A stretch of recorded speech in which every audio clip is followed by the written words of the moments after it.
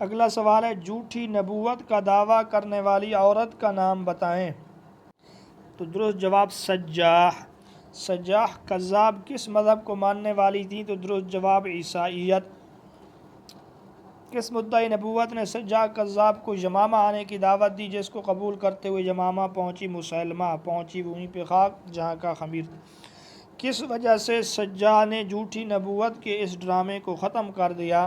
کیونکہ وہ مسلمانوں سے جنگ ہار گئی تھی، کیونکہ اس نے مسلمہ سے شادی کر لی تھی، کیونکہ اس نے مسلمہ سے شادی کر لی تھی۔ مسلمہ سے شادی کرنے کے کتنے دنوں بعد سجاح عراق کی طرف واپس آئی؟ تو 3 دن کے بعد۔ سجاح نے کس مسلم فتح کے بعد اسلام قبول کیا؟ تو درست جواب فتح قسطنطنیہ۔ حضرت امیر معاویہ رضی اللہ تعالیٰ عنہ کے دور میں کہا جاتا ہے کہ سجاح مسلمان ہو گئی تھی۔ کس نے مسلمہ کی مسلمانوں کے مقابلے میں مدد کی تھی؟ تو درست جواب ہے اہل بحرین نے مدد کی تھی۔ کس نے اہل بحرین کے خلاف جنگ کر کے ان کو شکست دی؟ تو حضرت ابوبکر صدیق رضی اللہ تعالیٰ عنہ، ان کے زمانے میں جنگ ہوئی۔ بحرین نے جنگ میں کن سے مدد لی تھی؟ تو درست جواب ایران۔ حضرت محمد صلی اللہ علیہ وسلم کے وصال کے بعد حضرت ابوبکر کے دور خلافت میں کس علاقہ کے زیادہ تر لوگ مرتد ہو گئے؟ تو مہرہ اور عمان کے لوگ، یہ دونوں درست جواب۔ خلیج فارس کی سرحد پر واقع عمان نبی پاک صلی اللہ علیہ وسلم کی زندگی میں کس کی حکمرانی میں تھا؟ تو یہاں ایران کی حکمرانی تھی۔ اگلا سوال، حضرت ابوبکر صدیق رضی اللہ تعالیٰ عنہ نے کس صحابی کو مرتدین عمان کی سرکوبی کے لیے عمان بھیجا اور فتح یاب ہوئے؟ تو اس کا درست جواب ہے حضرت اکرمہ بن ابی جہل رضی اللہ تعالیٰ عنہ، اور بھی ان کے ساتھ تھے۔ حضرت ابوبکر رضی اللہ تعالیٰ عنہ کے دور خلافت میں کب حضرموت کے علاقے میں ایک بغاوت نے جنم لیا مگر کچل دیا گیا؟ تو درست جواب ہے 632 ہجری۔ حضرموت کا کون سا قبیلہ مرتد ہو گیا؟ تو حضرموت کا قبیلہ کندی یا کندہ جو ہے اشعث کی سرکردگی میں مرتد ہو گیا تھا۔ کب حضرت ابوبکر صدیق رضی اللہ تعالیٰ عنہ نے ایران کی طرف پیش قدمی کرنے کا حکم دیا؟ تو درست جواب ہے 633 عیسوی بمطابق 12 ہجری۔ ایران کی طرف پیش قدمی کرنے والے سپہ سالار کا نام بتلائیے؟ تو درست جواب اس جگہ پر حضرت خالد بن ولید ہے، ورنہ ان سے پہلے جو ایران کے سپہ سالار بنائے گئے تھے وہ حضرت مسنہ رضی اللہ تعالیٰ عنہ ہیں۔ درست جواب ہے، اور خالد بن ولید رضی اللہ تعالیٰ عنہ کو ان کی مدد کے لیے بھیجا گیا کیونکہ یہ جنگ یمامہ سے فارغ ہو چکے تھے۔ اگلا سوال یہ ہے ایرانی فوج کا سپہ سالار کون تھا؟ تو درست جواب ہے ہرمز۔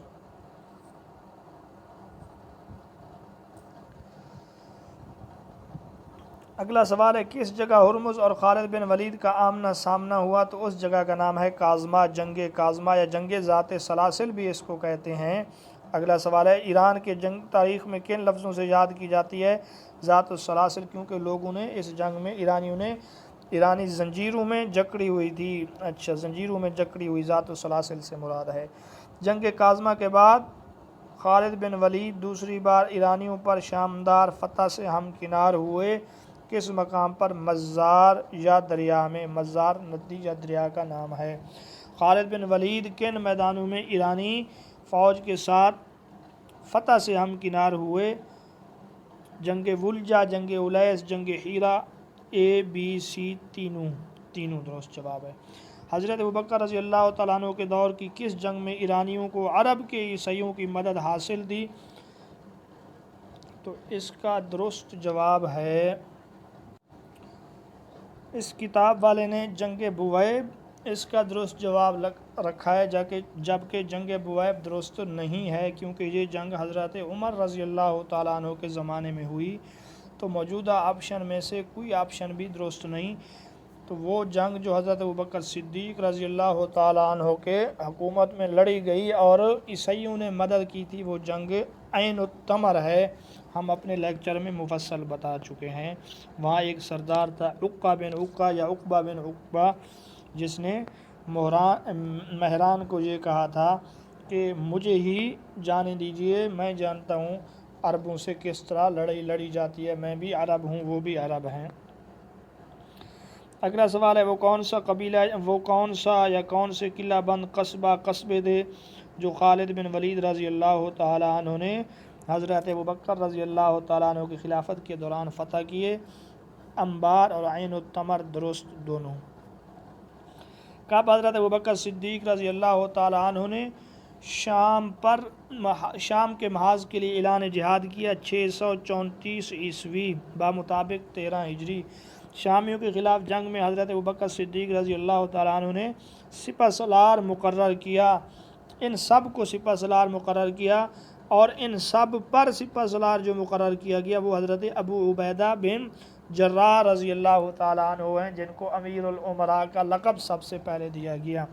خالد بن ولید رضی اللہ تعالیٰ عنہ شامی محاذ کی طرف روانہ ہونے کی بجائے ایک اور علاقے کی طرف روانہ ہو گئے، اس علاقے کا نام بتائیں؟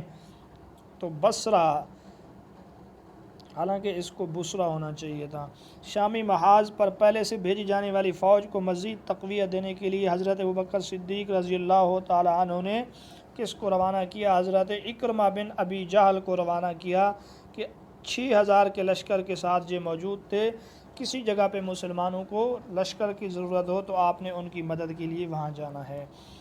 بصرہ میں مسلمان کس کی سرکردگی میں خالد بن ولید کے پہنچنے سے پہلے ہی لڑ رہے تھے؟ تو اس کا جواب ہے شرجیل بن حسنہ یا شرحبیل بن حسنہ رضی اللہ تعالیٰ عنہ۔ خالد بن ولید رضی اللہ تعالیٰ عنہ کی وجہ سے رومی فوج کے کس سپہ سالار نے اسلام قبول کیا؟ تو اس کا درست جواب ہے جرجا رومی۔ اگلا سوال ہے بصرہ میں شکست کے بعد رومی بادشاہ نے فوج کو اجنادین میں اکٹھا ہونے کو کہا، بعض اس کو جنگ اجنادین کہتے ہیں، بعض اس کو جنگ جرموک بھی کہہ دیتے ہیں۔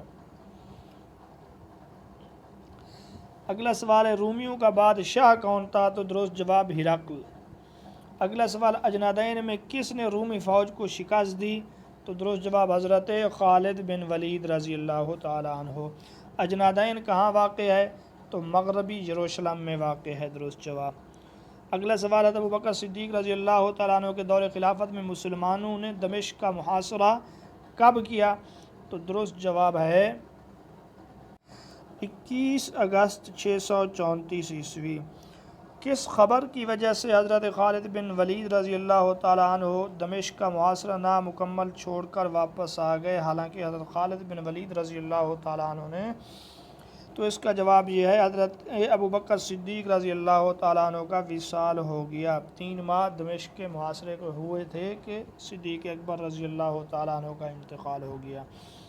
اگلا سوال ہے جنگ یرموک کے بارے میں درج ذیل میں سے کون سا بیان درست ہے؟ یہ حضرت ابوبکر رضی اللہ تعالیٰ عنہ کے دور خلافت کی پہلی جنگ تھی، دوسری تھی، تیسری تھی، آخری تھی؟ تو درست جواب آخری تھی۔ یہ ان لوگوں کے نزدیک ہے جو جنگ یرموک کو 13 ہجری میں بتلاتے ہیں، اور کچھ علماء فرماتے ہیں جنگ یرموک رجب 15 ہجری کے اندر لڑی گئی، پھر اس لحاظ سے یہ درست نہیں ہوگا۔ حضرت ابوبکر صدیق رضی اللہ تعالیٰ عنہ کا وصال ہوا 634 عیسوی 13 ہجری کو۔ اگلا سوال حضرت ابوبکر صدیق رضی اللہ تعالیٰ عنہ نے کس جگہ وفات پائی؟ درست جواب مدینہ میں۔ اگلا سوال ہے وصال کے وقت ابوبکر صدیق رضی اللہ تعالیٰ عنہ کی عمر مبارک کیا تھی؟ تو درست جواب 63 سال۔ حضرت ابوبکر صدیق رضی اللہ تعالیٰ عنہ کی دور خلافت کتنے عرصے پر محیط ہے؟ درست جواب 2 سال 3 ماہ۔ اگلا سوال یہ کس کے الفاظ نبی کے بعد ابوبکر سے زیادہ عظیم الشخص دوبارہ پیدا نہیں ہوگا؟ تو اس کا درست جواب حضرت محمد صلی اللہ علیہ وسلم۔ اس کے متعلق مختلف احادیث آتے ہیں۔ حضرت ابو درداء رضی اللہ تعالیٰ عنہ سے روایت ہے کہ حضور کریم صلی اللہ علیہ وسلم نے فرمایا سوائے نبی کے کوئی شخص ایسا نہیں جس پر آفتاب طلوع اور غروب ہوا اور وہ حضرت ابوبکر صدیق رضی اللہ تعالیٰ عنہ سے افضل ہو۔ تو اس قسم کے مفہوم والی احادیث بہت زیادہ ہیں۔ اگلا سوال ہے حضرت ابوبکر صدیق رضی اللہ تعالیٰ عنہ نے عرب کو صوبوں میں تقسیم کیا اور ہر صوبے میں ایک گورنر متعین کیا جس کا فرض تھا کہ وہ نماز پڑھائے، فوج کی نگرانی کرے، ٹیکس وصول کرے، انصاف کو یقینی بنائے، امن و عامہ کو قائم کرے؟ تینوں۔ درست جواب تینوں۔ وہ کون سے خلیفہ تھے جن کے دور خلافت میں بیت المال کو صحیح خطوط پر استوار کیا گیا؟ تو درست جواب حضرت ابوبکر رضی اللہ تعالیٰ عنہ۔ حضرت ابوبکر صدیق رضی اللہ تعالیٰ عنہ نے فوجی چھاؤنیاں قائم کیں، فاضل فوجوں کا قیام عمل میں لایا، اے اور بی دونوں۔ حضرت ابوبکر صدیق رضی اللہ تعالیٰ عنہ نے قاضی کا دفتر قائم کیا جس کا مقصد انصاف کو یقینی بنانا تھا۔ انہوں نے عامل کا دفتر بھی قائم کیا، عامل کا فرض تھا محصولات اکٹھا کرنا۔ اگلا سوال ہے ابوبکر رضی اللہ تعالیٰ عنہ کا عامر بن عمر کے ساتھ کیا رشتہ تھا؟ تو یہ آپ کے دادا تھے۔ اگلا سوال ہے ابوبکر صدیق رضی اللہ تعالیٰ عنہ کے بیٹے حضرت عبد الرحمن کو کس نے قتل کیا؟ تو درست جواب ہے مدعی نبوت مسلمہ کے سپہ سالار نے۔ حالانکہ یہاں پر اس طرح ہونا چاہیے کہ عبد الرحمن نے کس کو قتل کیا، ٹھیک ہے، حضرت عبد الرحمن نے کس کو قتل کیا تھا؟ تو درست جواب ہے مدعی نبوت مسلمہ کے سپہ سالار کو۔ حضرت ابوبکر رضی اللہ تعالیٰ عنہ نے فرمایا کہ میں ان لوگوں کے خلاف جنگ کروں گا جو نماز اور روزے میں فرق کرتے ہیں، ان لوگوں کے خلاف جنگ کروں گا جو نماز اور جزیہ میں فرق کرتے ہیں، جو نماز اور زکوٰۃ میں فرق کرتے ہیں۔ درست جواب سی۔ حضرت ابوبکر صدیق رضی اللہ تعالیٰ عنہ کی مجلس شورا کے اراکین کون تھے؟ حضرت عمر، حضرت عثمان، حضرت علی، حضرت زبیر، حضرت طلحہ۔ درست جواب تمام۔ حضرت ابوبکر صدیق رضی اللہ تعالیٰ عنہ کی بیماری کے آخری ایام میں حضرت عمر رضی اللہ تعالیٰ عنہ کو فرض ادا کرنے کا حکم دیا گیا؟ تو درست جواب ان کو نمازوں کی امامت کے لیے کہا گیا تھا۔ اگلا سوال، کس خلیفہ راشد نے یہ کہا تھا جو کچھ بھی میں نے بیت المال سے لیا اس کو میری جائیداد بیچ کر پورا کر دیا جائے؟ حضرت صدیق اکبر۔ دوسرے خلیفہ کے چناؤ کے لیے حضرت ابوبکر رضی اللہ تعالیٰ عنہ نے مشورہ لیا ان سب سے۔ اگلا سوال، حضرت ابوبکر رضی اللہ تعالیٰ عنہ کی نماز جنازہ کے امام کون تھے؟ تو حضرت عمر رضی اللہ تعالیٰ عنہ۔ عشرہ مبشرہ میں سے کتنے افراد نے حضرت ابوبکر رضی اللہ تعالیٰ عنہ کی تبلیغ پر اسلام قبول کیا؟ 5۔ حضرت ابوبکر رضی اللہ تعالیٰ عنہ نے کس کو جمع قرآن کا حکم دیا؟ حضرت زید بن ثابت۔ کن غلاموں کو حضرت ابوبکر صدیق رضی اللہ تعالیٰ عنہ نے آزاد کروایا؟ حضرت بلال، حضرت عامر بن فہیرہ، اے اور بی دونوں۔ حضرت ابوبکر رضی اللہ تعالیٰ عنہ کا لقب عتیق تھا، کس صحابی کو حضور صلی اللہ علیہ وسلم نے عتیق من النار کا لقب سے نوازا تھا؟ حضرت ابوبکر صدیق۔ آپ کے والد 8 ہجری کو فتح مکہ کے موقع پر مسلمان ہوئے۔ کس مسجد کی تعمیر کے لیے حضرت ابوبکر صدیق رضی اللہ تعالیٰ عنہ نے زمین خرید کر دی؟ مسجد نبوی۔ نبی پاک صلی اللہ علیہ وسلم کی وفات پر وہ کون سا اہم مسئلہ تھا جس کو حضرت ابوبکر صدیق رضی اللہ تعالیٰ عنہ نے حل کیا؟ آپ صلی اللہ علیہ وسلم کی لحد مبارک کا مسئلہ کہ وہ کہاں کھودی جائے، تو آپ نے فرمایا حدیث میں ہے جہاں نبی فوت ہوتے ہیں وہیں پہ دفن کیے جاتے ہیں۔ اے ابوبکر، تم پر اللہ کی رحمتیں ہوں، تم وہ پہلے شخص تھے جس نے اسلام قبول کیا، تمہارا کوئی ثانی نہیں۔ یہ کس کے الفاظ ہیں؟ تو اس کا درست جواب حضرت علی رضی اللہ تعالیٰ عنہ۔ حضرت ابوبکر رضی اللہ تعالیٰ عنہ کی وفات پر کس نے ان الفاظ میں اپنے دکھ کا اظہار کیا تھا؟ اے اللہ کے رسول کے جانشین، آپ کی موت نے قوم کو مصائب و مشکلات میں دھکیل دیا، ہم آپ کی سطح کو کیسے چھو سکتے ہیں، ہم آپ کے برابر کیسے ہو سکتے ہیں؟ حضرت عمر رضی اللہ تعالیٰ عنہ۔ حضرت ابوبکر رضی اللہ تعالیٰ عنہ کس دن فوت ہوئے؟ پیر کے دن فوت ہوئے۔ حضرت ابوبکر رضی اللہ تعالیٰ عنہ کی پہلی زوجہ کا نام قطیلہ بنت عبد العزیز نہیں بلکہ قطیلہ بنت عبد العزیٰ، ان سے آپ نے نکاح سے قبل اسلام سے قبل نکاح کیا، جبکہ یہ مسلمان نہیں ہوئی آپ نے ان کو طلاق دے دی۔ قطیلہ سے حضرت ابوبکر کے ہاں پیدا ہوئے حضرت عبداللہ اور حضرت اسماء رضی اللہ تعالی عنہما۔ حضرت ابوبکر رضی اللہ تعالی عنہ کی ان زوجہ محترمہ کا نام بتائیں جن سے حضرت عائشہ پیدا ہوئیں، ام رومان، ان سے حضرت عبد الرحمن بھی پیدا ہوئے۔ قطیلہ بنت عبد العزیٰ اور ام رومان کے علاوہ حضرت ابوبکر نے شادی کی اسماء نامی عورت سے، اسماء بنت امیس سے، اور حبیبہ بنت خارجہ بن زید انصاری رضی اللہ تعالی عنہم سے۔ اے اور بی دونوں درست ہیں۔ حضرت ابوبکر رضی اللہ تعالیٰ عنہ کی کون سی زوجہ سے ان کی وفات کے بعد بیٹی پیدا ہوئی؟ تو درست جواب حبیبہ۔ حضرت ابوبکر رضی اللہ تعالیٰ عنہ کے 3 بیٹے تھے، ایک عبداللہ، دوسرا عبد الرحمن اور تیسرے محمد۔ حضرت ابوبکر رضی اللہ تعالیٰ عنہ کی وفات کے بعد وہ کون سے صحابی تھے جنہوں نے محمد بن ابی بکر کی پرورش کی ذمہ داری اٹھائی؟ درست جواب حضرت علی۔ حضرت اسماء رضی اللہ تعالیٰ عنہ سے پیدا ہونے والے حضرت ابوبکر رضی اللہ تعالیٰ عنہ کے بیٹے کا نام کیا تھا؟ تو درست جواب ہے محمد۔ اگلا سوال ہے، ابوبکر رضی اللہ تعالیٰ عنہ نبی پاک صلی اللہ علیہ وسلم سے چھوٹے تھے 2 سال 3 ماہ۔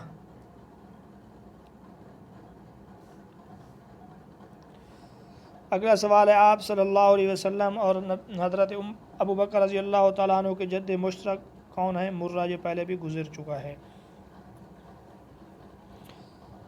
اگلا سوال ہے، ثانی اثنین کون ہیں؟ تو درست جواب ہے حضرت ابوبکر رضی اللہ تعالیٰ عنہ۔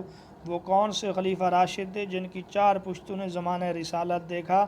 تو درست جواب حضرت ابوبکر صدیق رضی اللہ تعالیٰ عنہ۔ تو ناظرین، یہ تھے چند سوالات حضرت ابوبکر صدیق رضی اللہ تعالیٰ عنہ کے متعلق۔ آپ ان کو سنیں اور ان کو یاد رکھیں۔ اگر ان میں کوئی غلطی آپ کو یا کوئی آپ کو سوال سمجھ میں نہ آئے تو آپ ہمیں کمنٹ کے اندر بتائیں۔